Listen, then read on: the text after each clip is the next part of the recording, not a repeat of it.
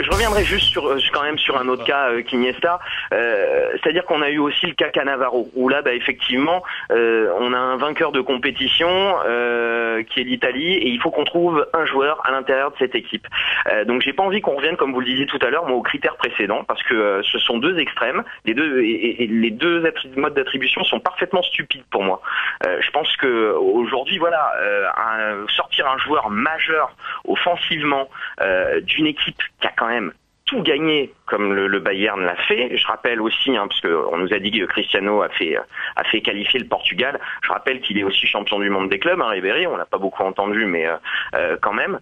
Enfin, comme Polo le dirait, pour moi c'est limite une honte, au même titre qu'Iniesta en 2010, qui n'est pas ce Ballon d'Or. Alors, excuse-moi, par rapport à Iniesta, tu sais qu'Iniesta, moi je suis d'accord, j'aurais préféré qu'un Espagnol gagne. En 2010, non, en 2010, en 2010, oui, j'étais repassé sur 2010. 2010, c'était Wesley Sneijder. Je suis désolé, c'est l'Inter.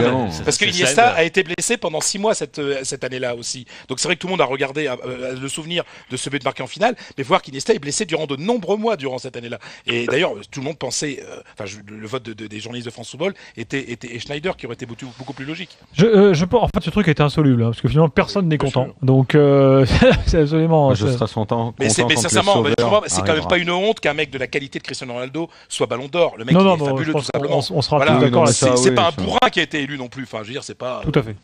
Ouais, mais enfin bon, si je peux dire. C'est pas Cannavaro, mon petit Thierry. Non, il y a eu Pourquoi pire. J'étais sûr que ça. Un grand joueur, Cannavaro. Non, mais il y a eu pire. Rappelez-vous 3 ans plus tôt, Nedved qui l'a à la place de Paolo Maldini. C'était pas un grand joueur, Nedved? Si, mais enfin bon, c'est quand même Paolo Maldini qui soulève la coupe. D'ailleurs, il y avait eu cette phrase exceptionnelle d'Ancelotti à l'époque qui avait dit: quand j'ai su que c'était Nedved qui avait le Ballon d'Or et non pas Paolo Maldini, je me suis rendu immédiatement dans la salle des trophées du Milan AC pour vérifier que c'était bien nous qui avions gagné la Ligue des Champions. Toujours ce sens de l'humour chez Carlo.